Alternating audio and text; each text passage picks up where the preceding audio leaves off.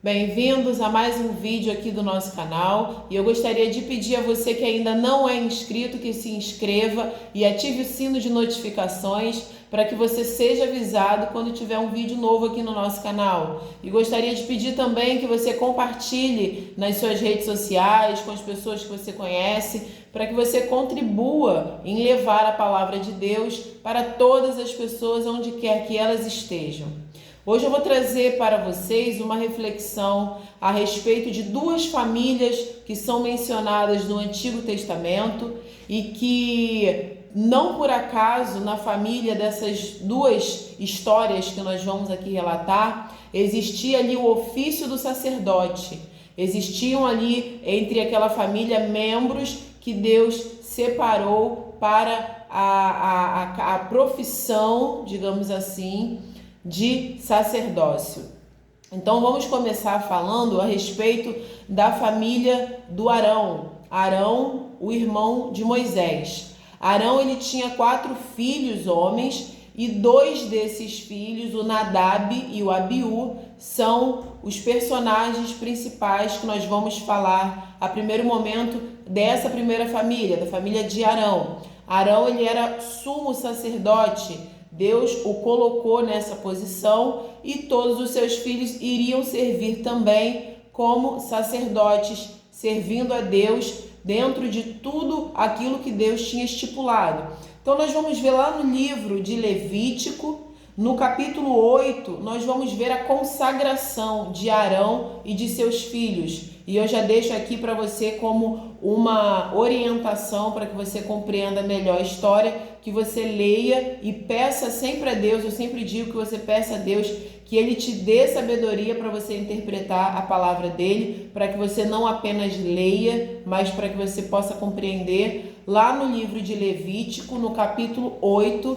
são 36 versículos que vão falar a respeito da consagração tanto do Arão como dos seus filhos, lá no ofício de sacerdote.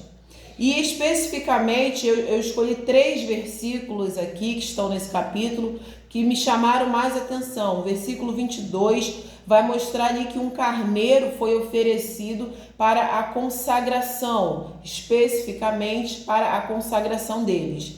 Versículo 24 vai mostrar que eles receberam o sangue desse cordeiro nos seus próprios corpos. E no versículo 35, uma grande observação ali, Moisés vai falar para eles que eles deveriam passar por aquele tempo ali, tinha todo um protocolo que levava alguns dias que eles precisavam ali observar e eles precisavam prestar atenção e observar todos os prescritos de Deus para que eles não viessem a morrer. É uma passagem muito importante, por isso eu reforço que você leia e que você busque interpretar ali o livro de Levítico no capítulo 8, para você compreender como se deu a consagração do Arão e dos filhos dele, ao ponto deles serem ali, terem ali da parte de Moisés, que veio da parte de Deus, a orientação que eles deveriam prestar atenção e observar ali as prescrições que Deus estava dando para que eles não viessem a morrer. Nós vamos ver então lá em Levítico 10, no capítulo 10, a morte de Nadab e Abiú. Eu vou ler aqui para vocês e a gente vai entender o que aconteceu, mesmo eles sendo alertados que deveriam prestar atenção na palavra de Deus, agir com cautela, observar o que Deus tinha mandado eles fazerem, e logo depois eles vão morrer, o Nadab e o Abiú. O que aconteceu? Então vamos ver lá em Levítico, no capítulo 10. Nadab e Abiú, filhos de Arão, tomaram cada um o seu incensário e puseram neles fogo e sobre este incenso. E trouxeram fogo estranho perante a face do Senhor, o que lhes não ordenara.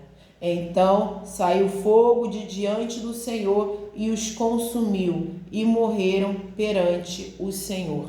Então nós vamos ver nesses 2 primeiros versículos que Nadab e Abiú fizeram aquilo que Deus não tinha ordenado que se fizesse, fizeram de uma maneira errada, eles acenderam e levaram um fogo estranho ali até a presença de Deus, algo que não tinha sido estipulado nem ordenado pelo Senhor. Era algo que era um fogo estranho, ele era profano, ele ia contra ali a santidade de Deus e a santidade de tudo aquilo que Deus tinha detalhadamente trazido ao conhecimento deles através de Moisés. E aí o texto vai continuar falando que foi tão grave o que eles fizeram que nem ao menos o seu pai Arão pôde chorar ou prantear por eles.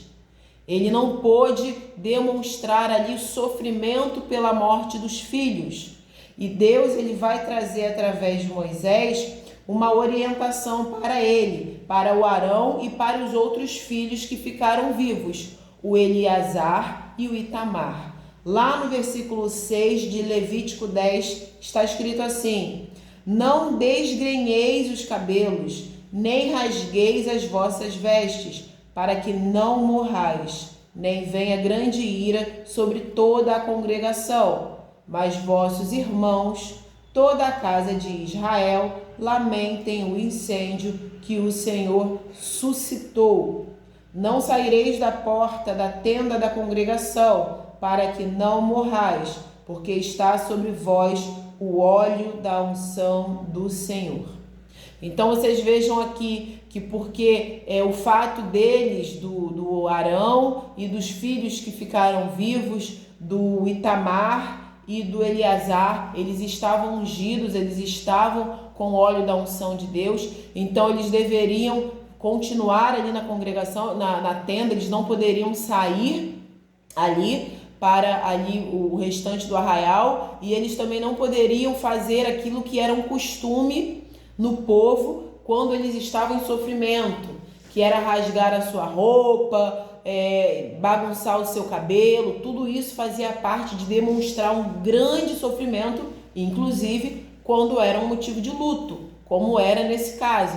Imaginem só, um homem ele perdeu os seus 2 filhos, mas ele não pôde nem ao menos prantear. Tamanha foi a afronta e o pecado que aqueles 2 filhos cometeram contra o Senhor. E o Arão e os 2 filhos sobreviventes vão fazer exatamente como eles foram ordenados, vão permanecer ali. Eles estavam ungidos, eles estavam com óleo santo ali de Deus, e eles também não entraram em luto, mas todo o restante ali do povo estava sim autorizado a chorar e a prantear ali os seus mortos. Então a gente vê que mesmo eles sendo da família de Moisés, o grande líder do povo de Deus, mesmo eles sendo sobrinho de Moisés, filhos de Arão, o sumo sacerdote, sendo consagrados ao sacerdócio para servir a Deus no tabernáculo, ainda assim eles agiram de uma maneira afrontosa a tudo aquilo que Deus já havia designado. Se você voltar lá no livro de Êxodo, nós vamos ver lá no capítulo 30, versículos 34 e 38, e em Êxodo 37, no versículo 29, nós vamos ver ali a respeito de como seria feita ali a parte ali do incenso sagrado, de que maneira que ele deveria ser oferecido a Deus. Tinha todo um protocolo a ser seguido para que aquele incenso de fato fosse considerado sagrado, para ele ser ofertado a Deus e Deus aceitá-lo e recebê-lo. E não foi dessa maneira que o Nadab e o Abiú agiram. Eles ofereceram a Deus qualquer coisa, algo estranho. E vamos ver agora a segunda família que eu falei. Vamos ver lá no livro de 1 Samuel, no capítulo 2. Nós vamos ver ali os filhos do também sumo sacerdote Eli. Os filhos dele que se chamavam Ofni e Finéias. O texto vai falar coisas horríveis a respeito desses dois. Vai falar que eles roubavam da oferta de Deus. Quando os ofertantes vinham trazer suas ofertas, eles agiam com violência, ameaçando as pessoas. Eles até mesmo fornicavam com as mulheres que trabalhavam lá na porta da entrada ali da tenda da congregação. Eles tinham práticas sexuais com elas. Eles roubavam ali das ofertas que traziam a Deus. Eles não tinham nenhum temor, nenhum amor, nenhum respeito, nem consideração pelo Senhor. E eram filhos do sacerdote Eli. O texto vai falar lá no livro de 1 Samuel, no capítulo 2. Nós vamos ver lá do versículo 12 ao versículo 17 os crimes que eles cometeram. Depois nós vamos ver ali no capítulo 2, versículo 22 a 26, o Eli repreendendo aos filhos. Mas tem algo que nós precisamos aqui destacar. O texto vai dizer que o Eli já era de muita idade. E isso me fez pensar o seguinte: quando nós educamos os nossos filhos ainda na infância, nós temos muito mais êxito do que quando nós começamos a fazer isso quando eles já têm uma certa idade e quando nós já estamos com uma certa idade. Você veja que o Eli, ele já era um homem de muita idade. E aí, ouvindo que a congregação, que o povo falava muito mal a respeito do comportamento de seus filhos, aí ele vai repreender os filhos. Só que ali já era tarde, porque é muito difícil. Para Deus nada é impossível, mas no que diz respeito a nós, é muito difícil que você consiga endireitar alguém depois que já está com uma certa idade, depois que já viveu décadas de uma determinada maneira. É muito difícil que você venha com uma repreensão, que você venha com um conselho e que isso seja o suficiente para aquela pessoa mudar. Por isso que a Bíblia vai falar lá no livro de Provérbios, no capítulo 22, lá no versículo 6, ensina a criança o caminho em que ela deve andar. E quando ela envelhecer, ela não vai se desviar daquele caminho. Ensina a criança no caminho, ou seja, à medida em que você vai caminhando com ela ao longo da vida, você vai ensinando. Você vai dando exemplo para ela. Então vocês vão caminhando. Ensina a criança no caminho em que ela deve andar. E aí quando ela se envelhecer, quando ela se tornar adulto, quando ela já tiver uma certa idade, ela vai guardar aquilo que você ensinou quando ela era criança. Então você veja que ali mesmo Eli, tentando repreender os seus filhos, já não surtia efeito. Eles já tinham uma personalidade, eles já tinham um caráter, eles já estavam corrompidos e já era tarde demais para aquele pai repreender aquilo que os filhos tinham feito. Agora fica aqui uma observação para nós. Será que será que o sacerdote Eli não tinha ouvido antes as pessoas falando mal dos filhos dele? Será que esse comportamento dos filhos já não era conhecido pelo pai? Será que ele não foi deixando levar? E aí quando chegou num ponto que estava incomodando a ele mesmo, e aí ele foi repreender, mas já era tarde? Nós não podemos negligenciar a criação dos nossos filhos. Porque o que acontece? Quando nós colocamos, por exemplo, um filho na escola, na creche, em algum lugar, esperando que ele receba um ensinamento específico, a gente coloca, às vezes, na creche, esperando que ele vá ter ali sua coordenação motora, cognitiva, ali mais desenvolvida. Aprenda a se socializar com as outras crianças, com as outras pessoas. Quando a gente coloca na escola um pouquinho maior, a gente espera que ele aprenda as disciplinas que são importantes para o dia a dia: português, matemática, ciências e tudo mais. Só que a gente precisa compreender que a escola, a creche, ela vai ensinar aquilo que diz respeito às suas matérias, às suas atribuições acadêmicas, mas a educação que faz parte da criação, isso tem que vir de nós, dentro da nossa casa, da nossa família, de acordo com aquilo que nós acreditamos na nossa casa, na nossa família. À medida que você transfere essa sua obrigação para outras pessoas, você precisa arcar com as consequências, mas o pior não é você arcar com as consequências. É o seu filho ter que amanhã ou depois arcar com as consequências de que naquele período em que ele precisava ser educado e criado pela família dentro de casa, isso foi terceirizado para pessoas de fora. E aí a gente para pensar no seguinte, pensa comigo, se daqui a alguns tempos, se futuramente as escolas, as creches chegarem assim, fizerem uma oferta para os pais, para os pagantes, olha, se você nos pagar um pouco mais, além de ensinar ao seu filho português, matemática e tudo mais, nós ainda vamos criá-lo. Nós vamos ensinar a eles valores, princípios, religião, orientação sexual. Será que isso de fato é algo que pode acontecer no futuro? Pior que não, isso já está acontecendo. Alguns pais, alguns responsáveis, por uma quantia maior, estão entregando os seus filhos de uma maneira quase que totalitária para serem criados por outras pessoas.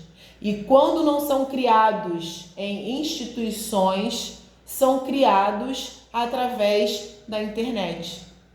Aí aquilo que eles deveriam aprender com seus pais, ética, valores, amor próprio, espiritualidade, sexualidade, eles estão aprendendo nas escolas, eles estão aprendendo nas redes sociais.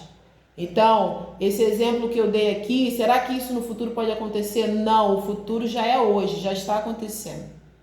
E nós vemos quantas coisas terríveis podem acontecer numa família quando o responsável, o cabeça humano daquela família terceiriza a sua obrigação. Deixa a criação do seu filho para os outros. Não corrige, não educa, não ensina, não bota de castigo, não corta as coisas que o filho gosta, não repreende, não dá o exemplo. A Bíblia vai falar de uma maneira diferente, eu vou falar de uma maneira mais grosseira, digamos assim, tá? Mas a Bíblia vai falar que um tapa no seu filho não vai matar ele, não. Quando você dá um tapa no seu filho para uma repreensão, haja vista que muitas vezes você fala e você castiga de outras maneiras e ele mesmo assim não obedece, aí sim você vai lá e você dá uma... Aquilo não mata, não. Aquilo não é espancar, não. Deus muitas vezes, ele nos dá sim um tapa para a gente se ligar, para a gente acordar, para a gente tomar vergonha na cara. Então a Bíblia mostra que às vezes é necessário sim. A Bíblia nos mostra também que Deus, ele repreende a quem ele ama, assim como o pai que ama o seu filho repreende o seu filho. Toda essa permissividade, toda essa moleza que nós vemos hoje em dia, isso só tem trazido prejuízo para os próprios filhos. É criança que acha que sabe o que quer, que faz o que quer, adolescente que acha que já está totalmente apto e capaz para decidir o que quer, até mesmo ao ponto de escolher se hoje acordou e quer ser homem e se amanhã acordou e quer ser mulher, e dentre tantas outras coisas.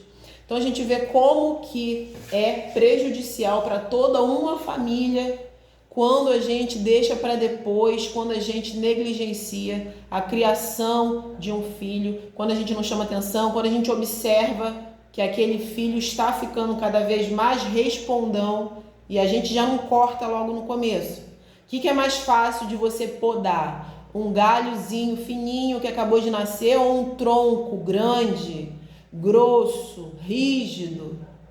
É muito mais difícil tentar consertar depois. E o sacerdote Eli tentou consertar quando já era tarde demais. E aí nós vamos ver o que vai acontecer lá no livro de 1 Samuel, no capítulo 4, versículo de 5 a 11. O Ofni e o Finéias, esses filhos rebeldes, maldosos do sacerdote Eli, vão ser mortos. E se você quer saber como eles vão morrer, leia lá no livro de 1 Samuel, no capítulo 4, como que o Ofni e o Finéias vão ser mortos, assim como o Nadab e o Abiú, os filhos de Arão, também sacerdote, foram mortos.